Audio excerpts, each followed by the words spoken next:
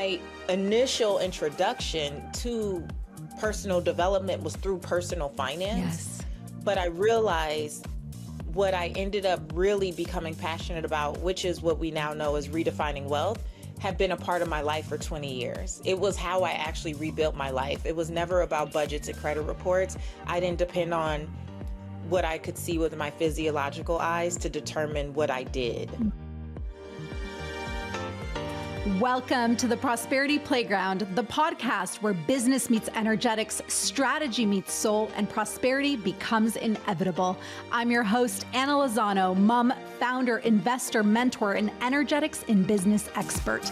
This is your weekly activation to rewire how you think and feel about wealth, success, and personal power, because it's not about working harder, it's about regulating deeper, aligning stronger, and receiving wider. You don't hustle for your future, you calibrate to your higher self.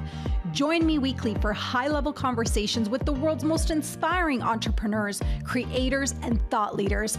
True prosperity isn't just about money. It's about alignment, freedom, expansion, and embodying your worth. Welcome to the playground. Let's build your most prosperous life. Hello, my loves. Welcome back to the Prosperity Playground podcast. Today's conversation is with Patrice Washington, who I met in 2017 when we were growing Love Powered Co. She was a tremendous supporter of the brand, and we even had the opportunity to be on her Redefining Wealth top-ranked podcast. Named by Success Magazine as one of the top 25 influential leaders in personal development, Patrice Washington is a conscious thought leader, award-winning podcaster, author, sought-after media personality, renowned transformational speaker, and hope-restoring tough love coach on the PBS Telly award-winning television series Opportunity Knocks. If you've built success on paper, but something still feels off, if you've been operating in the hustle, the doing, the pushing, the proving, the controlling, the making it happen, and you're starting to ask yourself, is this it? And why doesn't it feel better? Then this conversation is for you. This conversation is your invitation to pause and take a deeper look within. We cannot wait for your feedback. Let us know what resonates from this episode on Instagram. And let's do it, loves. Let's dive right in. All right, Patrice Washington, welcome to the Prosperity Playground podcast. This is literally a catch up because the last time we connected was 7 years ago. Insane. Isn't that wild? It is. Yeah. It's so wild. I was looking back at the date on when we were on Redefining Wealth podcast, and it was literally Feb 14th, 2019.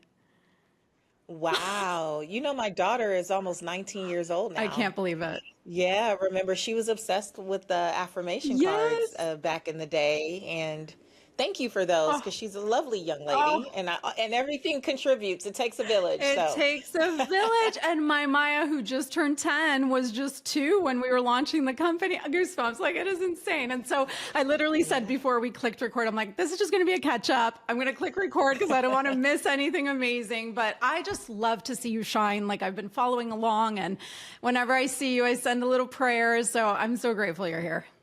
Oh, I received that. Thank you so much. It's, lots of change in these last several years. But I think what hasn't changed is foundationally my heart for why I do what I do in the world at Redefining Wealth, and how all of that has evolved. I just feel such gratitude to still be here, to still be active and doing something that feels relevant to my soul. Like what a blessing, what a gift. What a blessing, what a gift. And I was looking at that, I was like, okay, prior to 2017, so like after we met, you were really focused on financial literacy. You were known as America's money maven.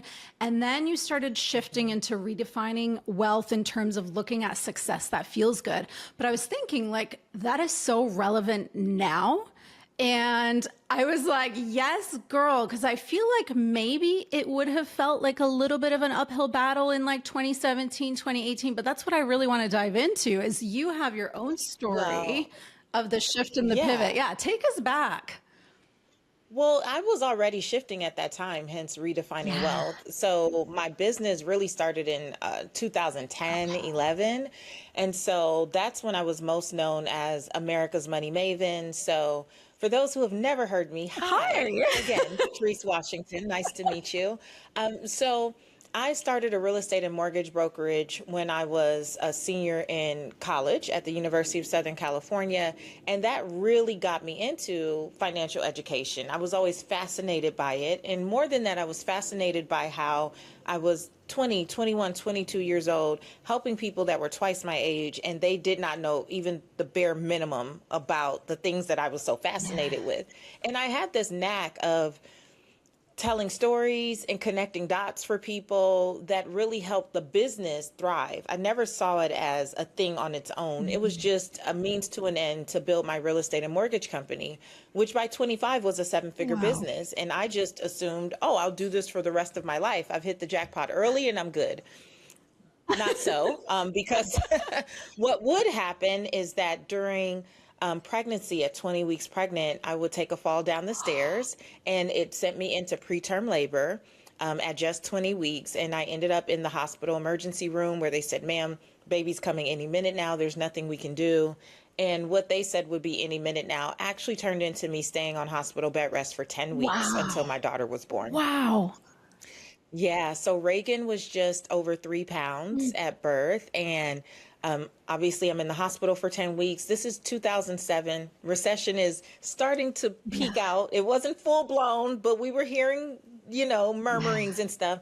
And I'm in the hospital on bed rest, and I'm watching the news, and the banks that I work with every day are closing down left and right. I have 16 loan officers and real estate agents on my team. They are calling me, freaking out every day. And I'm literally in the hospital and I cannot get up and go to the restroom on my own, much less help them. And my doctor, Dr. Lee, came in one day and she said, hey, that belt around your waist is monitoring the baby. I don't know what you're stressing about, but you're stressing her out. And if you don't stop, you will leave here 2 years in a row with no baby. Because I had a son the year before, same hospital, same floor, same doctor, and he passed after 5 hours in my arms. Oh, wow. Talk about a wake up call, like a shake. It was a shakedown. And it was the moment that taught me what surrender really Yeah. meant. Because when I heard it, growing up, I always thought that people who surrendered were giving up. Mm. And I realized in that moment, I wasn't giving up because I believed that my baby would be here. I saw her in dreams Yeah. over and over again.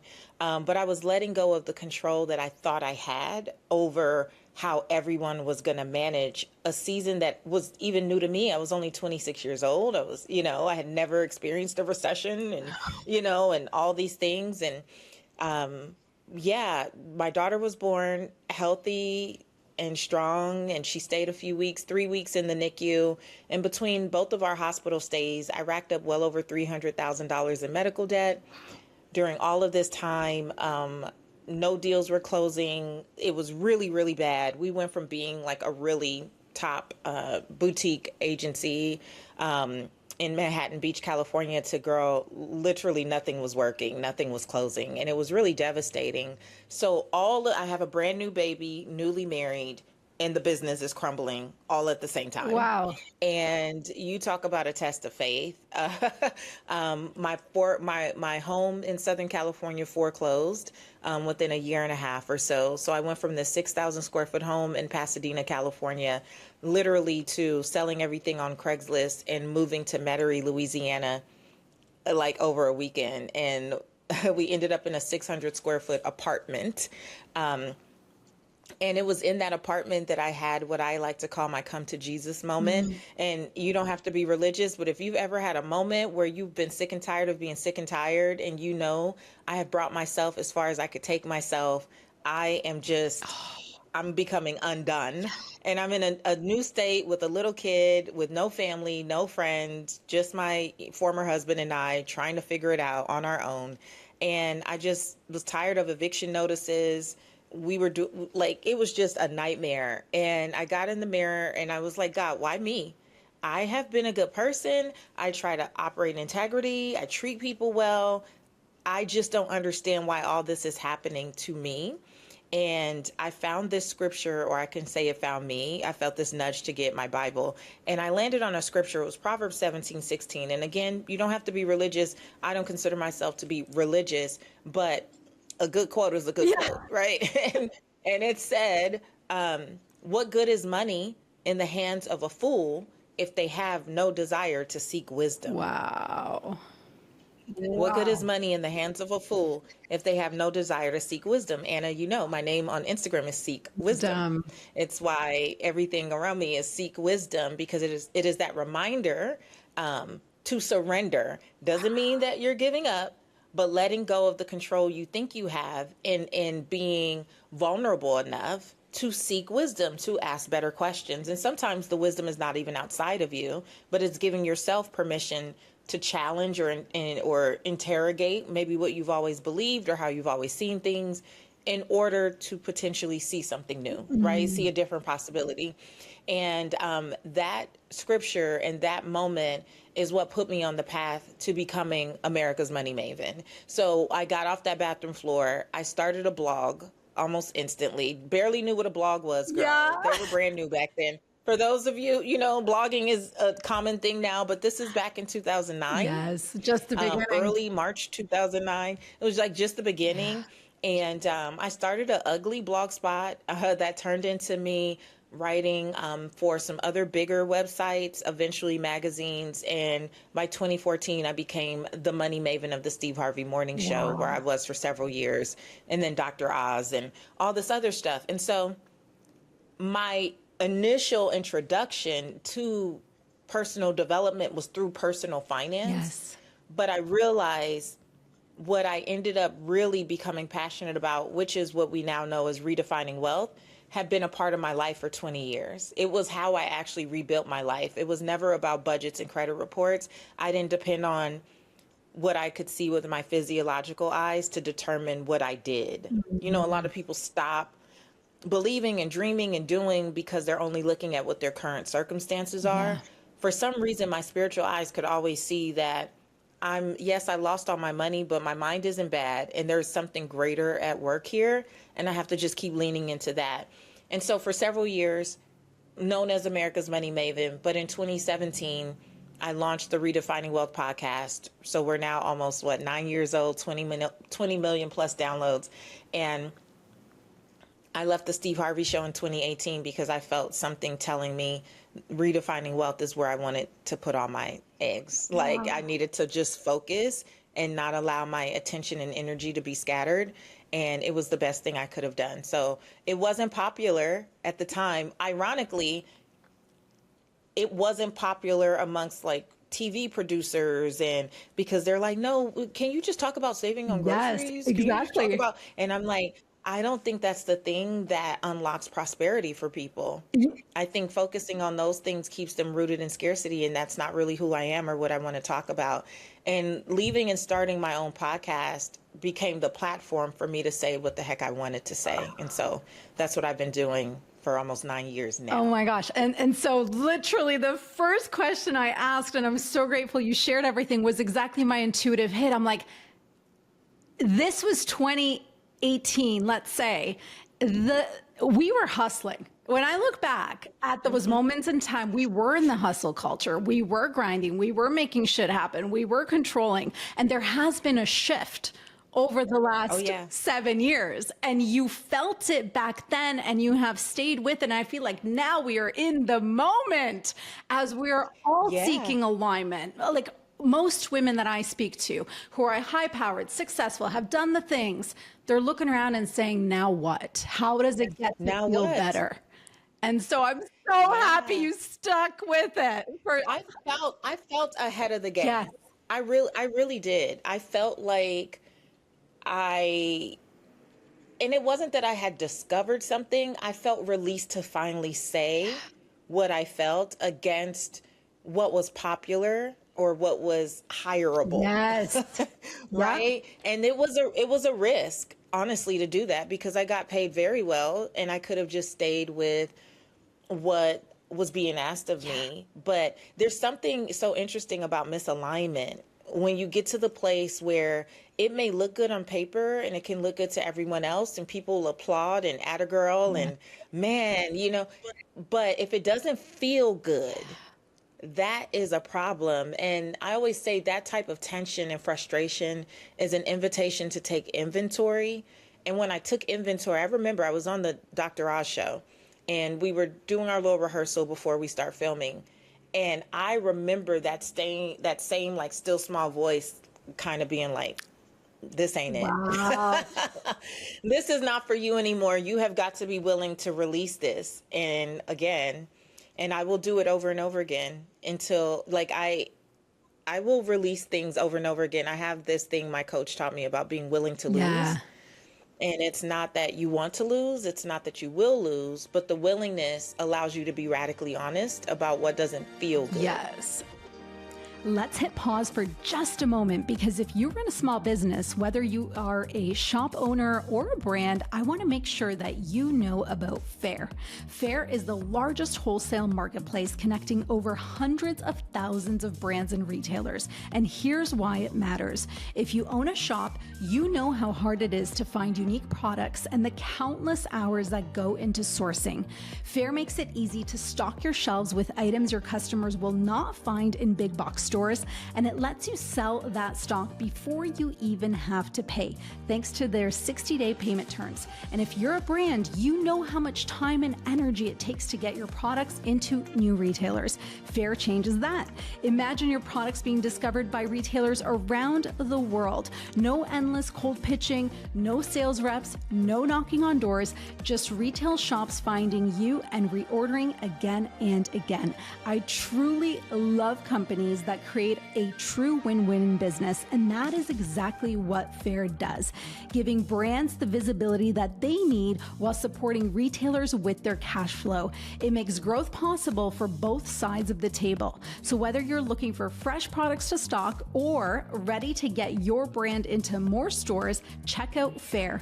It's where small businesses grow together. And as a little bonus, if you are a retailer and haven't made an order through Faire before, you can use code Prosperity10 for 10% off your first order. All right, let's get back to this episode. So we pair that with that faith and trust. So yes, we can talk about it, but clearly you lead. Faith, trust, and a higher power, higher knowing that you are so connected to deeply. You allow that to lead, even though the unknown feels scary. I mean, you're letting go of a career that's very visible. You're seen, you're known, you're getting these opportunities. Talk to us about that deep rooted faith. Like, what does that feel like for you? What does it feel like in your body, in your heart? Because, we can talk about it, but it really is a physical response, this deep inner knowing that no matter what, if just like you said, if this all goes away, I am okay. Yeah. Well, I'll have to say first, the 6 pillars of wealth that Redefining Wealth are based on, the 4th pillar is the faith pillar.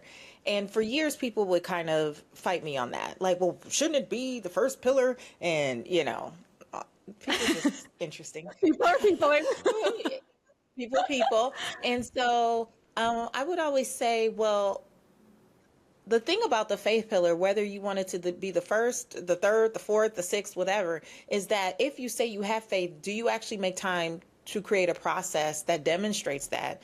And are your decisions based on that? Because most people will say, oh, I have tons of faith, or I'm very spiritual, and then make a lot of their decisions from fear. Yeah.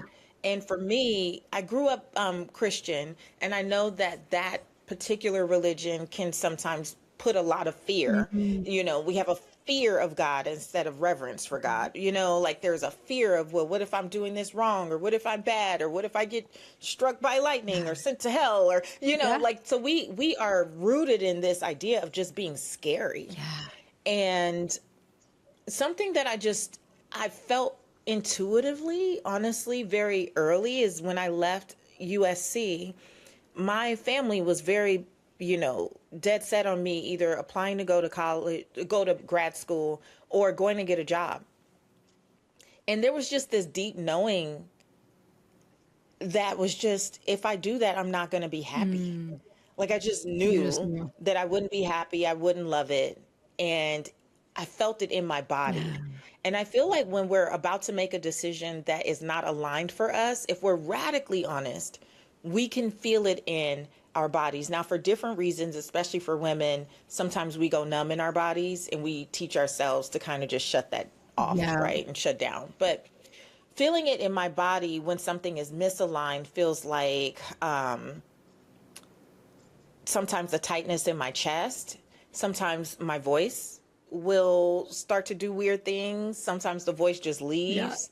I've been to the doctor, like, I must have laryngitis. And they're like, there's nothing wrong with you. I'm like, yes, there It's your is. throat I'm chakra, like girl. writing a note. Yes, there is, right? But there's so many ways that when we are not giving voice to our truth Yes. publicly, like energetically and physically, our body will represent that where we're not. And so I have felt the knots in my stomach. I have felt just that overall sense of Mm. uneasiness, where you're like, I can't put my finger on it, but something isn't right. Here's what I've learned. I don't try to intellectualize why I feel the way I feel anymore. Like there must be an intellectual Reason. reason, Yeah. right? Right. So when you meet someone and you're like, I don't really rock with them, but everyone else thinks they're lovely, Yes. and you're trying to like force yourself into believing that like, oh, maybe it's just me. Girl, I don't know if it was turning 40 in particular, but for years I've been like, I don't care why I don't Yeah. like them. I just don't, and I don't have to, and I don't have to subject myself to this anymore, But after 40, we have permission just to actually act on it. I feel Oh, that.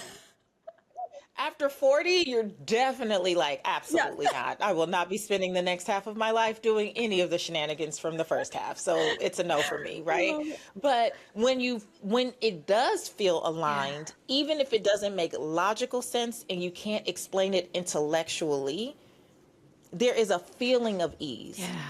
There is a feeling of peace. There is just a deep knowing that even though this may not be easy, everything will be all right. Yes. And I have this thing I always say to my coach. I go, I should probably be more concerned, but I'm not. Oh, so good. I can feel that. I can feel that, like your embodiment of it, not the words that you're speaking, but I can feel that. Yeah, that just like, I mean, maybe I should be more concerned. But here's what I believe. If I believe, as I was taught, that all things come together for my good, then how is there ever a bad choice? I can't make a bad choice. I make choices. I live life. I explore. I get curious because that's what my soul came here to do. I learn lessons. I apply said lessons to the next decision and I keep going. So no matter what happens, you will find it next to impossible to ever hear me say I experienced a Yeah. failure, that I am a failure or that I have experienced a failure. I have experienced things that didn't go maybe the way that I thought they would go, but in the process, man, look who I've become. Yeah. Look what I got to do, or look at what I got to learn. And even this stage of motherhood, now my daughter's 18, she'll be 19, and never had a problem with this kid. She's been literally just chef's kiss, like God's gift, right? Just incredible. And she still is, but right now she's contemplating, for example, giving up her football scholarship.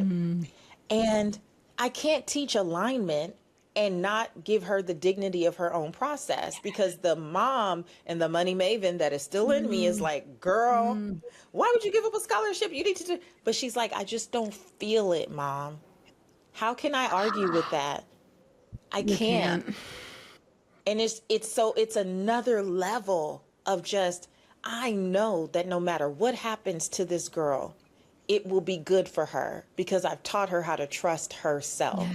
And the only way we get to test that out is to even have her have an experience that I don't agree with. But if it feels aligned for her, I have to accept. And so this is how we can navigate life with this sense of alignment and ease, is just like that, knowing and trusting. There's no there's no wrong step my daughter can take. She's going to live life and learn lessons. Yeah. End of story. End of story. So, I mean, I'm only assuming there's a large percentage of the population living out of alignment. And like we said, it's fear of the unknown, fear of what's on the other side of this stability and this, persona, this identity that we're currently experiencing. What would you say from clients you've worked with, from your own experiences, the cost of not realigning?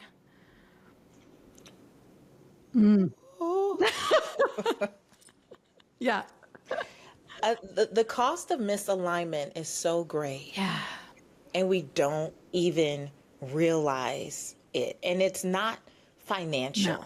Financial is one thing, because when you are out of misalignment and your nervous system is so dysregulated, your soul is just, trying to get message after message to you. And we are so busy living in our heads and never dropping into our heart or trusting our gut. Because again, that instinct to do so has been beat out of many of us. So many.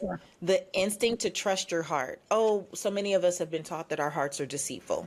Who can trust it? Where can, you can't trust your feelings. Oh, women are too emotional. Oh, this, that. And we won't even get into that, because men are the most emotional creatures I have ever experienced in my life. But anywho, we have been taught all of these things, right? And so because of that, we learn to stop going within. We learn to stop trusting our own intuition, our own gut, and all those things. And what happens, many of us end up with disease in our body, right? Because our bodies are trying to get our attention and direct the spotlight to where we need to pay attention. And we're so busy on our hustle and grind. We're so busy prioritizing everyone else and everything else.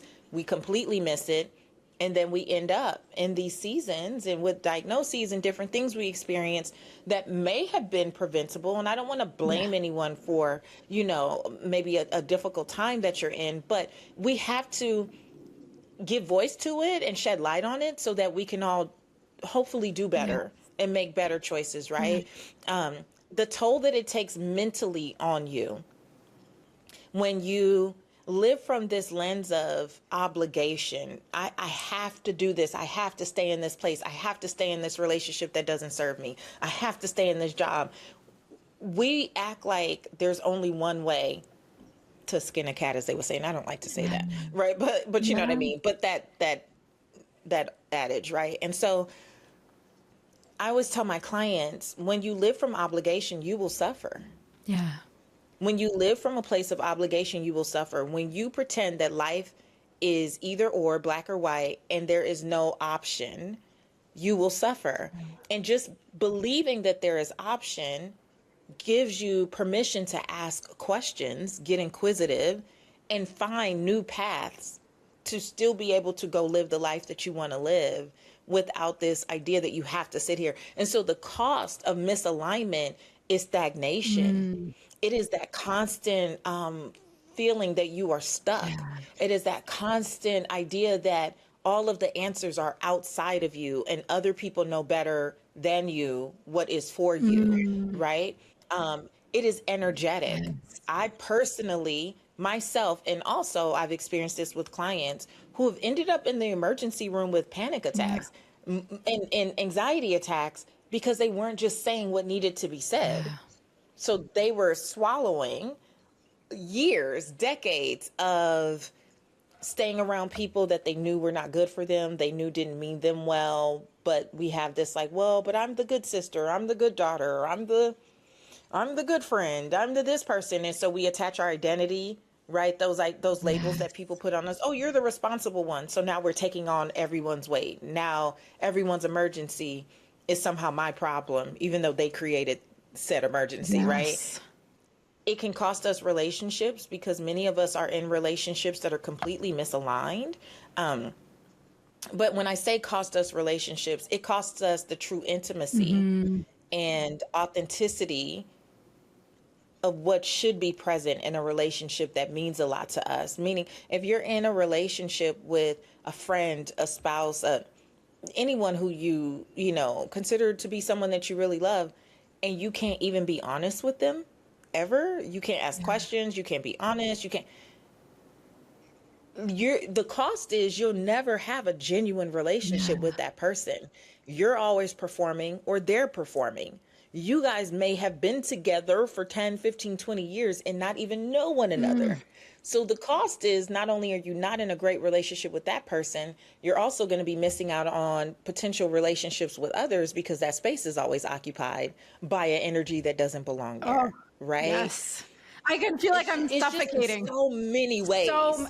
the cost is insane, and realignment is it's like not even an option. It's absolute, like I can feel this like I'm suffocating with all the possibilities of the cost. Like I really pray that this is a wake up call, this conversation for those who are at their wits end and are ready and searching and praying for what's next, because it is possible. It's not just possible for Patrice and myself, but it's possible for all of us. You know, I've been having these conversations with really successful women who've been in coaching containers led by men, and very high powered, successful men, and they are burnt out. They are unable to sit and do breath work. They're unable to sit in stillness because it is so uncomfortable. They're breaking out in hives. They're in survival, sitting in a moment of peace.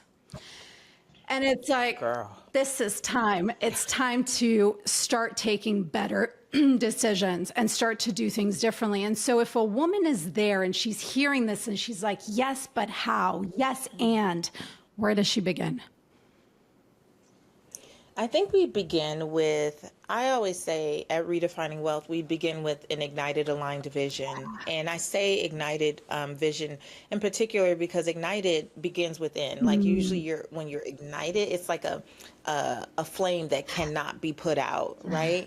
And many of us, especially those of us who did come up under male coaches, male mentors in particular, we live from inspired vision. So we were inspired by maybe their results, not realizing that the way that they work does not ignite us. It actually is a part of what burns us out. Yes. It doesn't keep us lit up because we're kind of working against what we genuinely desire. And when you start out on this path, I get it. Most of us start out thinking about the earning potential, right? And so we end up in these containers and spaces where it's like, oh, you start to chase a dollar amount versus living the way that I particularly do now, which is based on how I feel.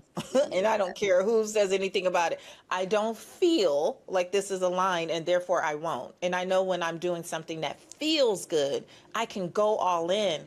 But I'm going all in and it's still not to the point of burnout. It's not to the detriment of all of my pillars, my relationships, my health and wellness, and all those things. And so I would say start with an ignited, aligned vision. You might know what you want, but have you recognized how you want to feel getting it? Yes. Yes. Because if we really live from more of the core values, many of us will say that we value peace, but then we will create and tolerate a calendar that is chaotic. Yeah. Right? We'll say, oh, I value my family, but then you create a dynamic for your work situation that makes your time with your family limited, even though you build your own schedule. Yes. Right? Oh, I value this, I value that. Well, if you really value that, how much of that is a part of the vision that you say you have? Like how much, I always say the pillars that I teach from at Redefining Wealth are designed to protect a vision, namely the vision that really matters to you, not the one that sounds good on paper and not the one that may be, you know, post worthy or totally. whatever. And so I would say starting with a value-based vision, a vision that is ignited from within, that is not only looking at what you can amass and what material things. You know, my big thing is wealth is so much more than money and material possessions. That's the definition of wealth that most of us lead from and what we've been taught. But the original definition of wealth is the condition of well-being and happiness. That was the 12th century definition of wealth. And so that's so much a part of why I do believe how you feel, right, is such a big indicator of how you will relate to money and finances. Because if you feel and create from stress, from scarcity, from everything is always so urgent, everything, right? That is going to be a big part of what you have to maintain. And for many of us, it's just been familiar. So we just think it's the way. But at Redefining Wealth, because I'm always leading with well-being and happiness, it's that, again, you don't have to live from the obligation or the understanding that this is the only way. You get to create options for how you will build what you desire on your terms. And I think that's the lesson, or a great lesson that many of our souls are here to learn, is that we do have the ability to create. We are co-creators, right? With the higher source, and we can create what feels like joy, what feels like peace, what feels like abundance, what feels like prosperity, what feels like overflow, and not be concerned about looking to the left or right and trying to define it based on someone else's standards. So while I love my male mentors and I love the different people who have, supported me throughout my career and introduced me to new things, it has always been important for me to take a step back and remind myself often, Patrice, they did it that way, but does that feel good to you? Yep. And if the answer is no, I refuse to burn myself out trying to follow a blueprint that does not have my fingerprint on it. Like, I'm sure it works. I've seen it work. I know it works. But if it can't work for me in a way that is aligned with my vision and my values, then I'm also okay surrendering, letting that go, and taking the parts of what I have learned, and applying them in the way that feels good for me. And as long as I can sleep at night and take care of all the things that I continue to take care of and enjoy my life, for me, that is the most important thing. So beautiful. So you talk about the 6 pillars. You mentioned one is faith. Can you share with us the pillars? And then my question really with that is it possible? Because we've heard a lot about balance, but is it possible to live in alignment with all pillars at the same time, simultaneously? Oh, good question. So first of all, I will say yes. I will say yes to that question, mostly because when people hear me lay out the pillars, they see them as these 6 different kind of buckets. And I just want to remind us all that whether you're consciously living from the pillars or not, or considering it, you have to go through all of these things every day anyway. You're always doing the thing. So let's talk about the pillars, and then I'll give you guys a link to a cheat sheet so don't take notes, just listen. Okay.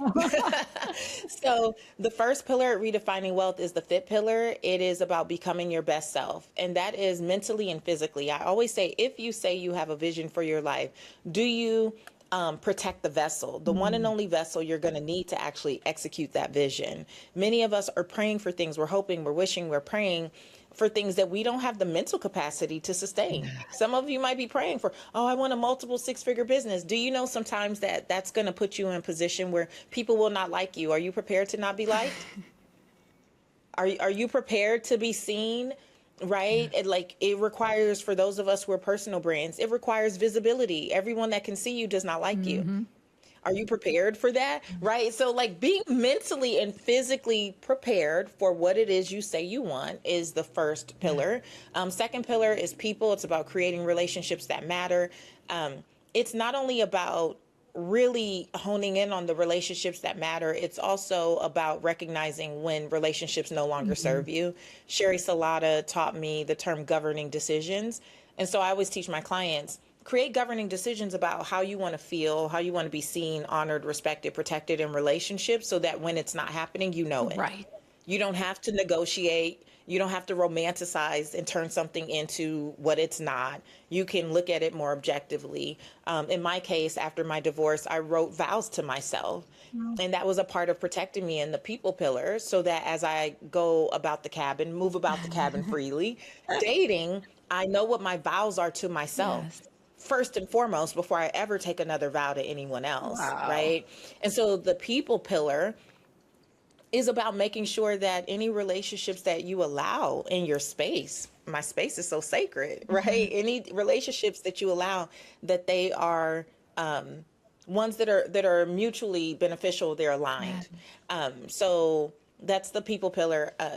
The third pillar is space. It's about setting up your life to support you. And we always say, physical clutter is a manifestation of chaos in the mind. And very often when we are dealing with challenges in any part of our lives, if we look at that, what the physical space that represents that challenge looks like, we can sometimes find the dysfunction and where the energy for that thing got stuck. And so it's not about having a Pinterest worthy home or anything, but it is about making sure that your space is set up to support the vision you say you have.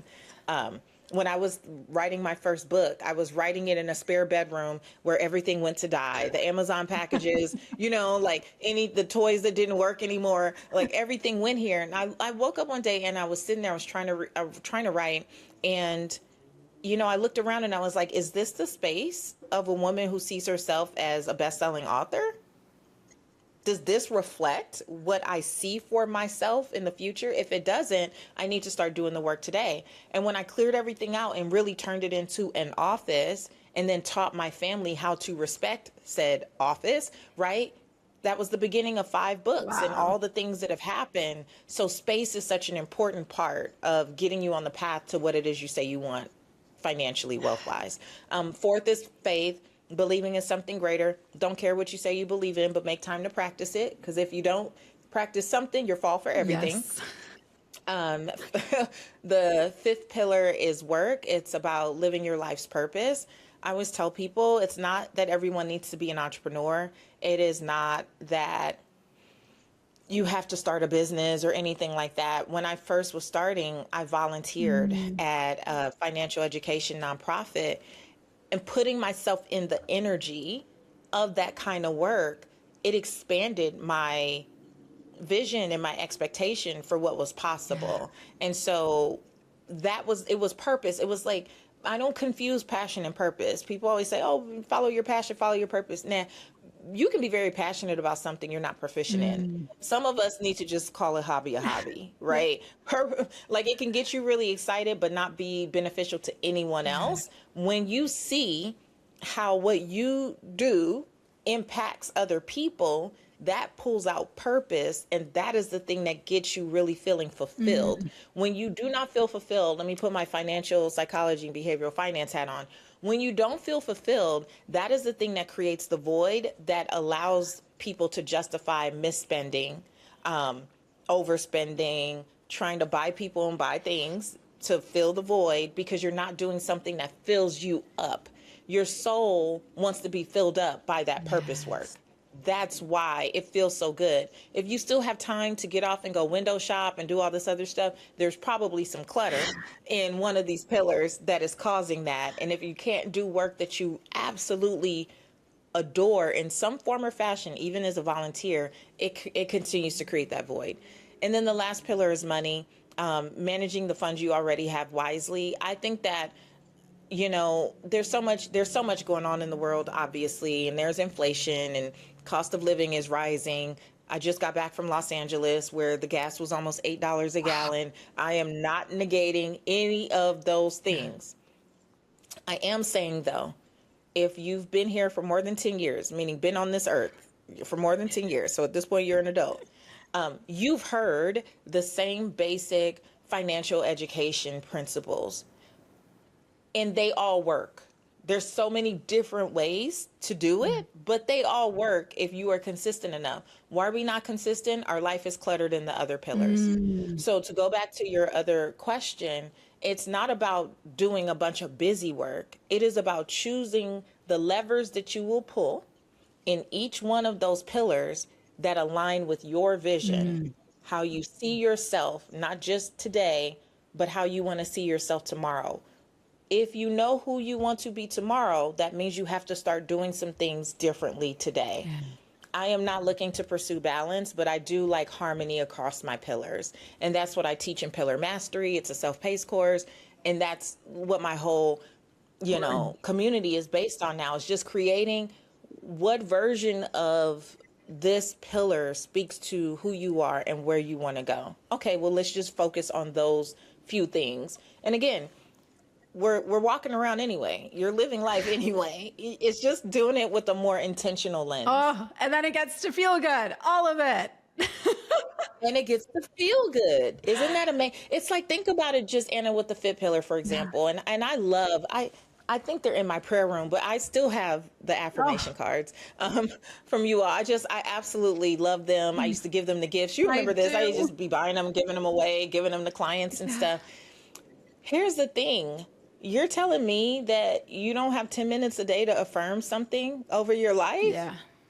You're telling me that, oh, now I got to do. If it feels good for you, And it gets you in that vibration, in that energy of expectation and possibility and co-creation with the higher power and all those things. It just is a part of life. I came here from the gym, right?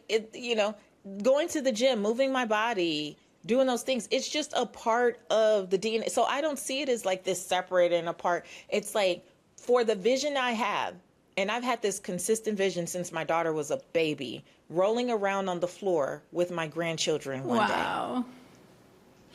At 65, let's say, 60 years old, 65, I have had this vision for about 15 years.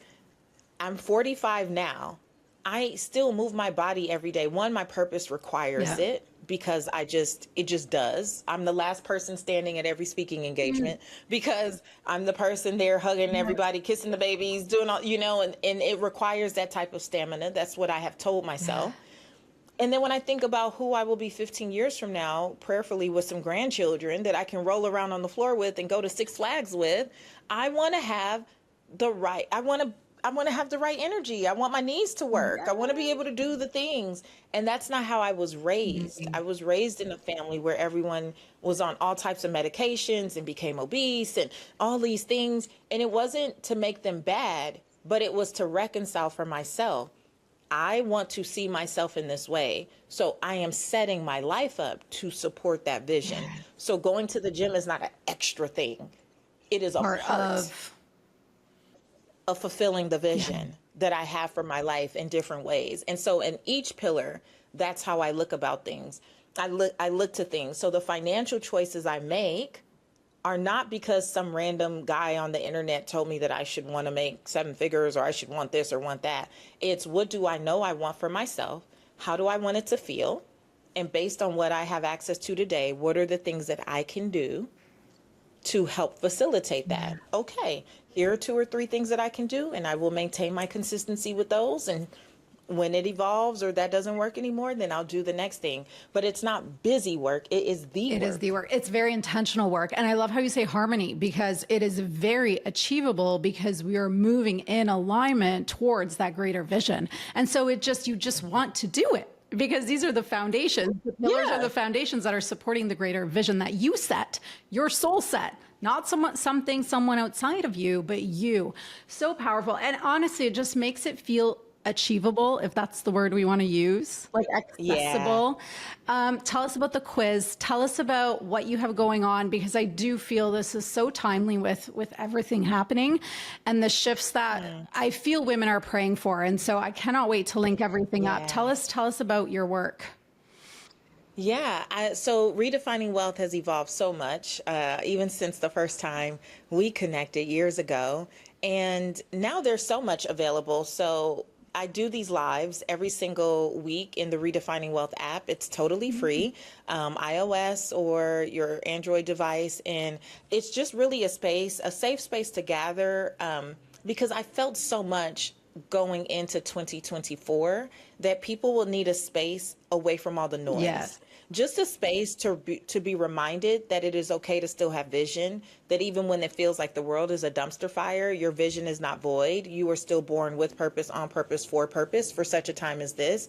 And I wanted to have a space where people didn't feel any shame or guilt around still desiring to fulfill their dreams or to dream a new dream, even in the midst of all the chaos. So I did a live every day for 365 days last year. And this year I'm just every Sunday, but I love the energy of that. So you can come to Redefining Wealth, the app, and just be in the energy of people who are still free to talk about vision and purpose and all that good stuff.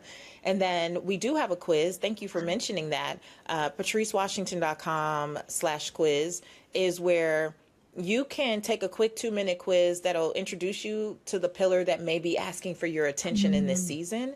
And so that's another way to alleviate the idea like, oh, it's so much. If you know the pillar that is looking for your attention, then at least focus on that pillar. And when you get the quiz result, I give you some feedback and some ideas of where to start. And then, like I said, we have Pillar Mastery, which is a 12-week self-paced course that takes you through the pillars.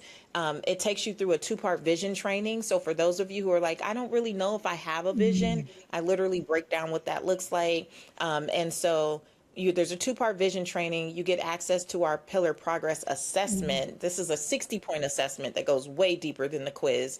My clients Love it. absolutely rave about it and love it. It's so good. It's probably one of the best things, Anna, that I've built in the last several years. I love the assessment. And then you go through the modules, which will connect the dots for you between that pillar and what you may be experiencing in this season. And then it'll make suggestions about different things that you can try. And I always tell people, just take a couple of those things, see what fits, what doesn't. But the assessment really helps because it'll tell you in the fit pillar, maybe you need to start with nutrition, or you need to start with movement, or you need to start based on your answers. So that's the work I've been doing. It's just like really helping people feel more aligned outside of my one-on-one work. That is kind of the foundation of where most of my clients are. So beautiful. And when you said make people feel more aligned, right away, the word that came in was and alive, because when you feel aligned, you feel alive. And isn't this the whole point of life? Like, oh, that is the whole point of redefining wealth, is to get off autopilot. So to feel alive, right? Because when you're on autopilot, our first stage is awakening, and that means to arise from slumber. And so many of us have built these lives that are just on autopilot. We are asleep at the wheel of our life. We're just kind of going through to get through. We don't feel alive. We just feel here. yes. Like we're like, I'm here. How you doing? Still here. There's no sense of aliveness. And it is one of the questions I always ask my one-on-one clients. It's what's making you feel alive this week? What a good question. Because if you're in alignment, you feel alive. If you're not in alignment, everything feels stagnant and it feels dead. It feels meh. Yeah. So that is, I'm so glad you said that. How aligned. I love that. This has been so incredible. We're going to link everything for the listeners. I'm going to rapid fire before I let you go because I'm so curious. Are you ready? Okay. Yeah. So one thing you're manifesting right now. Oh, a new home in Mexico. Ooh, do you know that I'm in Mexico right now? We spend winters here. No. Okay, we got to talk. We got to talk. See, this is the problem with rapid fire. I always have follow-ups. Okay, a non-negotiable in your daily life that protects your peace. Meditation. A boundary that changed everything for you. A boundary that changed everything for me. Not letting people call me after 10 p.m. It protects my sleep, my evening wind down. You know, people call after 10, they usually want to carry on. Yeah. I can't. You're like, I ain't got time for that. I love it. Who's someone you'd love to have brunch with? Michelle Obama. Do you play pickleball? Not yet. Love it. What's your definition of prosperity? Peace and freedom. Beautiful. And where can we find you?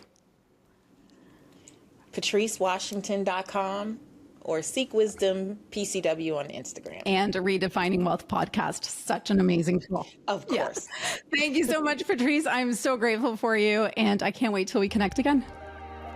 Absolutely. Thank you, Anna. Thanks for joining me on today's episode of the Prosperity Playground podcast. If this conversation sparked something in you, be sure to subscribe on Apple Podcasts so you never miss your weekly activation.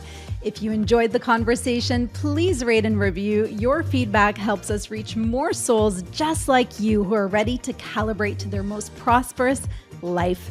Know someone who needs this frequency boost? Share the episode to Instagram and tag me @_Anna Lozano so we can grow our energetically aligned community together.